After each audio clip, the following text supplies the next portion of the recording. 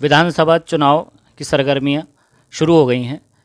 अभी नर्मदापुरम की चारों विधानसभा सीट्स पे कैंडिडेट पार्टियों ने घोषित कर दिए हैं।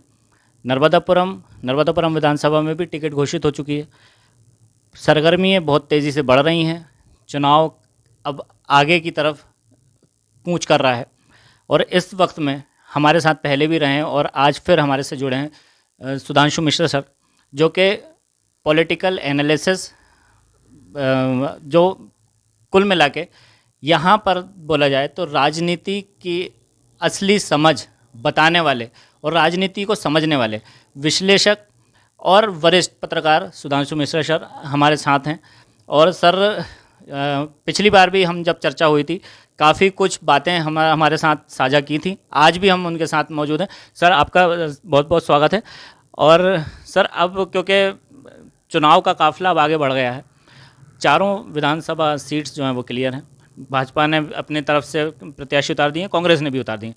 सर, अब क्या समीकरण लगते हैं आपको, क्योंकि यहाँ पर अभी काफ़ी कुछ विरोधाभास भी हैं और कैंडिडेट अब ऐसे हैं कि लगभग पूरे प्रदेश की नज़र नर्मदापुरम विधानसभा पे है। आप क्या कहना चाहेंगे? निश्चित ही इस समय जो ऐतिहासिक परिदृश्य बना है, दो भाई आमने सामने हैं। भाजपा ने सीतारमण शर्मा को टिकट दी है, कांग्रेस ने उनके भाई गिरिजाशंकर शर्मा को टिकट दी है। तो एक सबका आकर्षण यहाँ होगा, स्वाभाविक भी है। और एक ऐसा चुनावी युद्ध या चुनावी मुकाबला देखने को लोगों को मिलेगा जो थोड़ा सा अनयूजुअल है, तो ये तो देखने को मिलेगा। सर, क्योंकि जिस हिसाब से अभी समीकरण बन रहे हैं, कांग्रेस अपनी तरफ से पूरी तैयारी में है। पंडित गिरिजाशंकर शर्मा पूर्व विधायक को यहाँ से विधायक प्रत्याशी बनाया है, उनका भी विरोध हो रहा है। कल काफ़ी बड़ी तादाद में चंद्रगोपाल मलैया जो वरिष्ठ कांग्रेस के नेता हैं, उनके नेतृत्व में कांग्रेस के जो पीसीसी चीफ हैं कमलनाथ, उनके निवास के सामने उनने काफ़ी कुछ वहाँ जाके अपनी बातें रखी हैं। तो इसके बारे में आप क्या बोलेंगे? इससे किस तरीके से डैमेज कांग्रेस को मिल सकता है, किस तरीके से फ़ायदा भाजपा को मिल सकता है, आपको क्या लगता है? अभी बहुत कुछ, क्योंकि अब परिस्थितियां जहां तक हैं, मुझे नहीं लगता कि बीजेपी कांग्रेस की टिकट बदली जाएगी। कांग्रेस के लोगों को विरोध जरूर कर सकते हैं, पर थोड़े दिन में शांत हो जाएंगे। इनको अपने जो लोग विरोध कर रहे हैं कांग्रेस में, इनको अपनी रणनीति तय करना पड़ेगी। क्या वो कांग्रेस के प्रत्याशी के साथ हैं या नहीं हैं? उनको अपने विकल्प की तलाश मुझे लगता है वो करेंगे। ये महत्वपूर्ण बात। सर, क्योंकि नर्मदापुरम में कहा जाता है कि यहाँ ये एक ऐसा बेल्ट है जहाँ पर कुर्मी समाज का काफ़ी कुछ होल्ड है और कुर्मी समाज से अभी एक और कैंडिडेट जो हैं भगवती चौरे जो हैं वो भी मैदान में आ गए हैं, वो भी विरोधाभास उन्होंने जता दिया है। तो इसका असर भाजपा पे किस तरीके से पड़ेगा? हाँ, अभी तक क्या हुआ था कि कुर्मी वोटों को बहुत पहले कांग्रेस के पक्ष में माना जाता था, फिर धीरे धीरे कुर्मी वोट बीजेपी की तरफ शिफ्ट हुआ राम मंदिर के मुद्दे के बाद, और जब बीजेपी प्रभावशाली हुई। और पिछले कुछ चुनावों से ये माना जाता था कि कुर्मी वोट, कुर्मी समुदाय का वोट या कुर्मी समाज का वोट बीजेपी को बहुसंख्यक उसमें मिलता है। पर अब इस बार की परिस्थितियां कुछ बदली लग रही हैं। दोनों पार्टियों से कुर्मी समाज के लोगों को लग रहा है कि उनको अपने अस्तित्व की तलाश वो करने की कोशिश है, अपना बनाने की कोशिश है। और इस बार उन्होंने दोनों पार्टियों से टिकट मांगी और दोनों पार्टियों ने उनके टिकट को नकारा, उनके दावों को नकारा कि। तो इस बार उनमें ज़्यादा मुझे लग रहा है कि वो अपना प्रभाव दिखाने की कोशिश करेंगे। और यदि भगवती पटेल मैदान में उतरते हैं तो निश्चित ही दोनों पार्टियों के लिए, विशेषकर भाजपा को, नुकसान होने की संभावना है। तो सर, अभी क्योंकि जो कद कहा जाता था, जो कहा जाता है, पूर्व विधानसभा अध्यक्ष डॉक्टर सीतारमण शर्मा जो विधायक और पूर्व विधायक गिरिजाशंकर शर्मा और अभी जो विधायक जो हैं डॉक्टर सीतारमण शर्मा, तो इनकी जो अभी जो पूरी जो कहानी जो बताई जा रही है कि दोनों का वोट बैंक जो है वो ग्रामीण अंचल में ज़्यादा है, क्योंकि ये एक ऐसी विधानसभा है कि जहाँ पर दो शहर आते हैं, नर्मदापुरम और इटारसी। तो ये कैसे प्रभाव डालेगा? यदि जैसे आपको लगता है कि ग्रामीण क्षेत्रों में इन दोनों व्यक्तियों का या भाजपा और का प्रभाव है, तो वहाँ वोट बंटने की परिस्थितियाँ हैं। और पूरा फिर पूरी की पूरी चुनाव का वो दोनों शहरों पर निर्भर कर जाएगा। शहर फिर जिनके साथ होंगे उनको वो प्रभावशाली हो सकता है, चुनाव में कुछ हासिल कर सकता है। सर, इस बार माना जाए कि चुनाव का जो निर्णायक मोड़ जो आएगा वो शहरों की तरफ से आएगा। हाँ, इस बार तो लग रहा है कि शहर यदि जिसके साथ होंगे उनको वोट मिलेगा। सर, शहर में भी अभी कुछ छोटी छोटी फूट दिख रही हैं, जैसे भाजपा की भी अंतरकलह जो है, क्योंकि एक बहुत बड़ी लॉबी जो है वो अगेंस्ट थी विधायक डॉक्टर सीतारमण शर्मा सर के, जो कि लगभग उनने अपना विरोध जताया। अभी भी जब टिकट फाइनल हुई, नगर मंडल अध्यक्ष जोगिंदर सिंह कहीं भी कांधे से कांधा मिला के दिखे नहीं, खड़े हुए नहीं दिखे। इससे पहले भी उनने अपना विरोध जता चुके हैं। तो ये विरोध किस तरीके से किस ओर लेके जाएगा चुनाव को? अभी 3-4 दिन हुए हैं, और जहाँ तक मुझे लग रहा है भाजपा का आला कमान भोपाल में बैठा हुआ या स्थानीय स्तर, वो इनको काफ़ी हद तक मनाने की कोशिश करेगा, और मुझे लग रहा है मान जाएंगे, क्योंकि बीजेपी की फितरत कभी सैबोटेज की नहीं रही, विद्रोह की नहीं रही। ये बहुत अनयूजुअल होगा कि वो विद्रोह कर पाएँ, बहुत देर तक नहीं संभाल पाएंगे। वो सब लोग अंततः मान जाएंगे, हो जाएंगे। अभी की स्थितियाँ बहुत, अभी टाइम है, और 30 तारीख तक का वक्त नामांकन भरने और उसके बाद 2 तारीख का वापस लेने तक का है। तो जहाँ तक मुझे लगता है कि वो मान जाएंगे, बहुत ज़्यादा बीजेपी को परेशानी नहीं आएगी, क्योंकि बीजेपी की ऊपर की लॉबी सक्रिय हो गई है असंतुष्टों को मनाने के लिए, उनको करने के लिए। और बीजेपी में कोई ऐसा व्यक्ति नहीं लग रहा मुझे जो बहुत देर तक नाराज रह पाएगा। सर, कल प्रदेश के मुखिया शिवराज सिंह चौहान नर्मदापुरम आ रहे हैं, रोड शो करेंगे वो, उसको आप किस अंदाज में देखते हैं? भाई, ये तो चुनाव प्रचार है, स्टार प्रचारक होंगे, वो अपने लिए वोट मांगेंगे शो, पर इससे कोई बहुत बड़ा प्रभाव पड़ेगा मैं नहीं लगता। जो स्थितियां हैं, और चुनाव के बहुत पहले रोड शो करने से, ये चुनाव के 2-3 दिन पहले कोई माहौल को देखते हो, ये रोड शो का बात नहीं थी। बिना रोड शो के भी वही वोट मिलेगा। रोड शो से कोई परिवर्तन हो जाएगा, कोई वो एकदम से वोट कांग्रेस बीजेपी की तरफ चला जाएगा, ऐसा मुझे नहीं महसूस होता। हाँ, ये है कि वो रोड शो के माध्यम से उस और दौरान जो लोग असंतुष्ट हैं उनको एक मंच पे दिखाने की कोशिश हो सकती है, क्योंकि सब मुख्यमंत्री के आसपास दिखना चाहेंगे कांग्रेस बीजेपी के लोग, और वो मनाने की कोशिश करेंगे। जो असंतुष्ट हैं, भगवती चौरे, वो भी बीजेपी के हैं, उनको भी वो मनाने की कोशिश करेंगे, उनको लाने की कोशिश करेंगे। अब उसमें से देखने वाली बात ये होगी कि मंच पे कौन आता है। जो नाराज हैं, क्या वो मंच पे नहीं आते हैं? क्या वो मुख्यमंत्री के आने के बाद भी, और यदि वो मुख्यमंत्री के प्रभाव में या मुख्यमंत्री के कारण मंच पे आते हैं, तो इसका मतलब है कि बहुत ज़्यादा देर तक वो नाराज रहने की स्थिति में नहीं होंगे। मतलब सर, बिगड़े हुए कुनबे को समेटने की कोशिश है। हाँ, बिल्कुल। मुख्यमंत्री का आना फिलहाल ऐसा है, क्योंकि जो हमारी सूचना है कि मुख्यमंत्री की इच्छा के पर ही ये टिकट अंतिम समय में, पहले तो शायद मुख्यमंत्री नहीं चाहते थे, पर कुछ परिस्थितियों के चलते सिवनी मालवा और इटारसी होशंगाबाद नर्मदापुरम की टिकट मुख्यमंत्री की इच्छा पे ही बनी है। सर, अभी एक माहौल बन रहा है जो कि भाजपा और कांग्रेस से अलग है।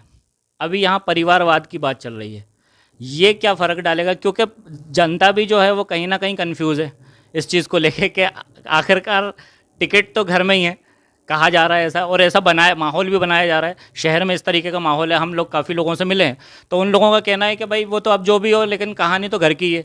तो क्या ये कहानी घर घर की रहेगी कि ये जनता भी इसमें निर्णायक होगी? नहीं, जनता तो विशेष रूप से निर्णायक होगी। जनता के मन में एक बात है, ये इसमें कोई शक नहीं कि जनता बदलाव की इच्छा रखती है, पर उसको कोई विकल्प तो दिखे, कोई झंडा थामने वाला तो दिखे। यदि उनको तीसरे मोर्चे के रूप में, चाहे वो भगवती पटेल आए, चौरे आए, या मलैया आए, या और कोई आए तो सामने उसके चेहरे को देख के ही तय होगा कि कौन कर सकता। यदि कोई नहीं आया तो फिर तो लोगों की मजबूरी है, नोटा है फिर। हो जाएगा। मैंने बिल्कुल मैनेजमेंट कर लेंगे वो, कांग्रेस के लोगों को मैनेज कर लेंगे जहां तक मुझे लग रहा है, क्योंकि जिनसे कांग्रेस के जो लोग जो लोग टिकट के दावेदार थे, उसमें से सिर्फ मलैया को छोड़ के बाकी किसी ने कोई प्रतिक्रिया व्यक्त नहीं की है। सब खामोश से हो गए। उनको समय एक दो से बात हुई, हम क्या कर सकते हैं, उनने बड़े नेताओं को व्यक्तिगत बातचीत में गाली भर बक दी कि वो ऐसा कर रहे हैं, वो ऐसा कर रहे हैं, दिग्विजय सिंह ने ऐसा कर दिया, वो कर दिया, और जो बहुत और भी बड़े दावेदार थे वो सब बिल्कुल जैसे सांप सूंघ गया, खामोश हो गए, उनको कुछ समझ में नहीं आ रहा है। सर ये खामोशी कहीं उस तरफ तो नहीं लेके जाएगी कि जब वोट डालने वाला जब समय आएगा, कहीं ये खामोशी वहाँ पर तो इंतकाम की तरीके से नहीं नजर आएगी? नहीं, यदि उनको बुरा लगा है तो इनकाम होना चाहिए, यदि इनकाम नहीं, यदि वो नहीं, पर मुझे नहीं लग रहा कि वो बहुत ज़्यादा इनकाम वो आखिरी में मैनेज हो जाएंगे। सर लगता है कि इनॉल किस तरफ मैनेज होंगे ये अलग बात है। सर आपको लगता है कि इनॉल चुनाव जो है वो एक अपने इस पड़ाव पे बढ़ चढ़ा है कि जहाँ पर चेहरों को मान्यता देते हुए और आगे निर्णायक मोड सिर्फ और सिर्फ चेहरे होंगे? हाँ, अभी तो फिलहाल चेहरे हैं। यदि जनता के बीच में ये मैसेज पहुंच गया कि बदलाव का ये अंतिम मौका है, बदलाव जरूरी है, बदलने का ये आखिरी मौका, और जनता मतलब एक वोटर के मन में, एक मतदाता के मन में, आम मतदाता के मन में बात बैठ गई कि बदलाव जरूरी है इस क्षेत्र के विकास के लिए या उसके लिए, तो मुझे लगता है कि बदलाव हो जाएगा, और उसको संभालने वाला, उसको लीड करने वाला, उसको नेतृत्व देने वाला व्यक्ति जब तक कोई सामने नहीं आता है। भगवती चौरे एक प्रभावशाली हो सकते हैं यदि उनके साथ कुर्मी समाज और पिछड़े वर्ग के लोग, और यदि राजपूत समाज वगैरह जो जैसी बात चर्चाएं चल रही हैं, सुनने में आ रही हैं, अभी विशेष कह नहीं सकते, पर जो आ रही हैं, यदि वो एक साथ हो जाते हैं तो काफ़ी मतलब बदलाव की स्थिति बन सकती है। सर आप उम्मीद करते हैं कि ये एक साथ आ सकते हैं? क्योंकि यहाँ पर तो देखिए अभी नहीं, राजनीति में कुछ भी हो सकता है, परिस्थितियाँ कैसी, उनको नेतृत्व देने वाला, उनको उसको प्रबंध करने वाला किस स्थिति में है, क्या स्थिति है, क्योंकि लोगों के मन में, एक आम आदमी के मन में ये बात तो बैठ गई है कि परिवार है, परिवारवाद के मन में बैठ गई। अब वो कितना उस समय तक मायने रखता है, बीजेपी और कांग्रेस के लोग उसको कैसे उसको संभाल पाते हैं, ये बात। अच्छा इनॉल सर, पूरी ज़िले की बात करी जाए तो पूरे ज़िले के जो जिस तरीके से टिकट वितरण हुए हैं, भीतरघात की बातें भी आ रही हैं, विरोधाभास भी आ रहा है, फेवर भी कर रहे हैं, समर्थन में भी लगे हैं, कई लोग समर्थन में भी उतर रहे हैं, तो आपको क्या लगता है कि पूरे ज़िले में अभी कहानी क्या बनने जा रही है? कांग्रेस या भाजपा अपने आप को किस तरीके से यहाँ पर मैनेज कर रही है? नहीं, इस बार जो एंटी इनकम्बेंसी है वो तो बीजेपी को परेशान करेगी, बस इतना जरूर है कि कांग्रेस उसको कितने हद तक ले जा पाती है। स्थानीय, जैसे कांग्रेस ने कहा था कि स्थानीय मुद्दों पे भी वो वचन पत्र बनाएगी, अब उनके वचन पत्र स्थानीय मुद्दों पे किस ढंग से बनते हैं, वो जनता को कितने प्रभावित करते हैं, और कांग्रेस उसको किस तरीके से लड़ती है, क्योंकि संगठन के रूप से, जैसे नर्मदांचल में देखें, संगठन के रूप में, या और दूसरी जगह भी देखें, संगठन के रूप में कांग्रेस कमज़ोर है, संगठन में बहुत कमजोरी है, बहुत कमजोर है। बीजेपी के पास संगठन मजबूत है, अब उसमें संगठन के कितने लोग नाराज होकर क्या करेंगे बात है, पर मुझे नहीं लगता, क्योंकि वो जो जिस ढंग का उनका अनुशासन है या जिस ढंग की वो बात उनकी तरफ से आती है, वो एकदम से भागेंगे नहीं। वो अभी भी, आप जो लोग दावेदार हैं उनसे आप व्यक्तिगत बात करेंगे तो वो कहेंगे भैया हम तो पार्टी के साथ बंधे हुए हैं, वो अभी से कहने लगे हैं।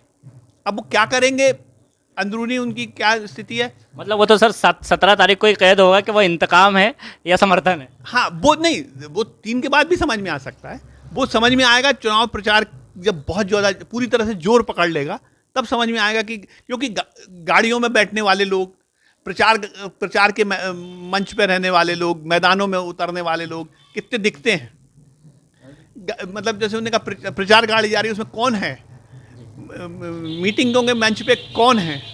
सर ये एक भीतरघात तो पिछले चुनाव में पूर्व कैबिनेट मंत्री सरताज सिंह झेल चुके हैं, और पिछले बार उन्हें देखा है कि उनने किस तरीके से समर्थन तो बहुत ज़्यादा मिला, माहौल भी बना, लेकिन परिणाम उससे बिल्कुल विपरीत आए।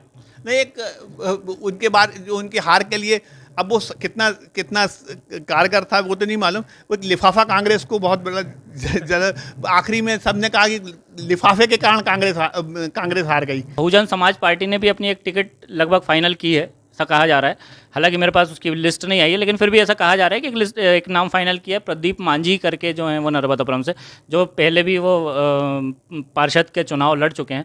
वो उनने इस बार फिर कोशिश करी और बहुजन समाज पार्टी से, बीएसपी से उनको टिकट ऑलमोस्ट मिलने की, क्योंकि उनका प्रचार लगभग चालू हो गया। उसके बाद आम आदमी पार्टी भी बीच में अपने कद को जो है आजमाने की कोशिश कर रही है, अपनी ज़मीन बनाने की कोशिश कर रही है। हालांकि वजूद में अभी सिर्फ अगर चल रहा है तो कांग्रेस भी पीछे है, भाजपा भी पीछे है, लेकिन पर्टिकुलर घराना और नाम चल रहा है। इसको आप किस तरीके से देखेंगे? देखिए, ये दोनों जो बीएसपी और आम आदमी पार्टी यहाँ अस्तित्व में नहीं है, लगभग नहीं है। ये सिर्फ नाम के लिए हैं। ये थोड़े दिन के लिए कुछ शोर कर सकते हैं, थोड़ा बहुत वो कर सकते हैं, क्योंकि दोनों नाम ये लोग सिर्फ चुनाव के समय देखते हैं। इनका वैसे अस्तित्व नहीं है कि ये कोई 5 साल इन लोगों का कोई आंदोलन, कोई प्रदर्शन या कोई ये कहीं नहीं है। ज़मीनी स्तर पे इनका कोई वजूद नहीं कहेंगे। कोई नहीं, ये सिर्फ चुनाव के समय खड़े हो जाने से मुझे नहीं लगता कि लोग इन पे भरोसा कर पाएंगे। तो सर मतलब इनके वोट से भी कोई बहुत ज़्यादा मेरे को फ़र्क नहीं लगता है, बहुत ज़्यादा फ़र्क नहीं। प्रभाव से जैसे वार्ड मेंबर के रूप में जितने यदि प्रभावशाली हैं, या कुछ जो बीएसपी का अंदरूनी वोट बैंक होता है, वो उससे ज़्यादा कुछ हासिल नहीं कर पाएंगे। सर कांग्रेस के बारे में आप जानना चाहेंगे, क्योंकि कांग्रेस लगभग लगातार कांग्रेस के अभी वचन पत्र आया है, लेकिन कांग्रेस की जो खामोशी है, क्योंकि जो वचन पत्र पीसीसी चीफ ने जो दिया है, उस वचन पत्र में कई बड़ी चीज़ें उनने घोषणाएं की हैं, जो वचन के तरीके से, संकल्प पत्र के तरीके से दिया गया है, जिसमें नारी सम्मान योजना भी है और कई ऐसी योजनाएं हैं, लेकिन उसके बारे में ये लोग जिक्र नहीं कर रहे हैं। आखिर वजह क्या है? क्या लगता है आपको? क्योंकि ये इतनी बड़ी बातें हैं, लेकिन उस चीज़ को पब्लिक के बीच में, वो आम जनता के बीच में ले जा नहीं पा रहे हैं। नहीं, ये चुनाव कम से कम नर्मदा अंचल का चुनाव, वो ओवरऑल क्या फर्क पड़ेगा ये अभी नहीं कह सकते कि वचन किसके माने जाएंगे, कौन जनता किस पे क्या विश्वास करती है। पर जहाँ तक नर्मदा अंचल का सवाल है, वचन पत्र का या घोषणा पत्रों का कोई असर नहीं है। इससे यहाँ सिर्फ चेहरे सामने हैं, यहाँ मायने नहीं रखेगा वो वचन, यहाँ कोई मायने नहीं रखेगा, यहाँ चेहरे मायने हैं। यदि तीसरा मोर्चा आता है और वो किस ढंग से दोनों पे हमला करता है, उनका हमला बीजेपी पे ज़्यादा होगा। यदि तीसरा पक्ष खड़ा होता है, जैसी चर्चाएं चल रही हैं कि भगवती चौरे मैदान में आ सकते हैं, तो यदि वो खड़े रहते हैं तो वो सबसे ज़्यादा हमला उनका बीजेपी पे होगा। अच्छा सर, कांग्रेस के लिए उनके पास कोई बहुत ज़्यादा कहने को नहीं है। सर जैसे भगवती चौरे, वो भी कुर्मी बहुल क्षेत्रों से आते हैं और वहाँ के लीडरशिप उनके हाथ में है, लीडिंग है। और इस दूसरी तरफ कांग्रेस की तरफ से चंद्रगोपाल मलैया। अब टिकट वितरण के बाद, काफ़ी समय बाद ये एक्टिव होना, ठीक है, भगवती चौरे जो हैं वो तो तुरंत शाम के टाइम में ही उन्होंने अपना रिएक्शन दे दिया, प्रतिक्रिया दे दी कि साहब हम भी मैदान में हैं। लेकिन चंद्रगोपाल मलैया जिस सॉफ्टनेस से विरोध कर रहे हैं, तो आपको क्या लगता है कि ये वोट्स किधर कन्वर्ट होंगे?